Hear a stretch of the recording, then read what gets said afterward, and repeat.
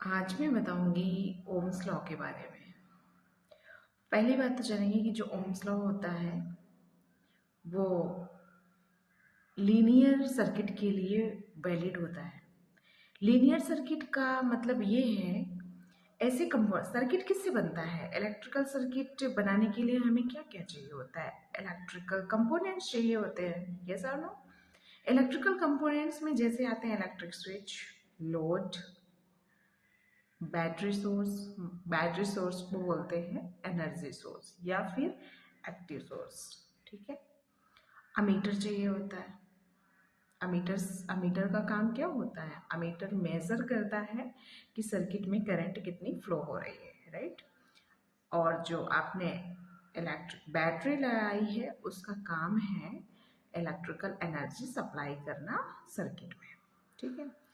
जो लोड लगाया है वो लोड यूटिलाइज करेगा, मतलब कंज्यूम करेगा उस इलेक्ट्रिकल एनर्जी को जो बैटरी सप्लाई करेगी।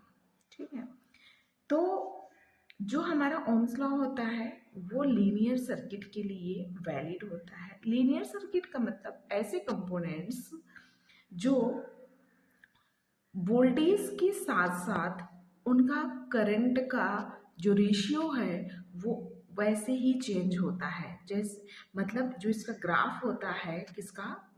ओम्स लॉ का, वो एक ओरिजिन से स्टार्ट होता है और एक स्ट्रेट लाइन बनाता है। ओरिजिन से स्टार्ट होता है, स्ट्रेट लाइन बनाता है। क्या बोला मैंने? ओरिजिन से स्टार्ट होता है और स्ट्रेट लाइन बनाता है। ठीक है। ग्राफ किसका? ओम्स लॉ का। इसका जो फॉर्मूला होता है वो I directly proportional to V।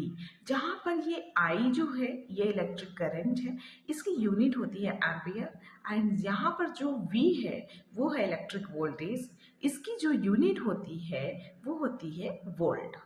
ठीक है। जब हम इस I is directly proportional to the V, a directly proportional proportionality sign जब हम रिमूव करेंगे तो इसकी जगह लगता है, क्या लगता है? इसकी जगह लगता है R, कैपिटल R। इसी कैपिटल R को बोलते हैं ओमिक रेजिस्टेंस। क्या बोलते हैं? ओमिक रेजिस्टेंट बोलते हैं। ठीक है। ओमिक रेजिस्टेंस की यूनिट होती है ओम।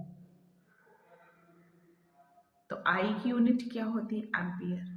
R की यूनिट क्या होती है? ओम। V की यूनिट क्या होती है? वोल्ट। तो यहां से जो फॉर्मूला आता है R equals to V upon R।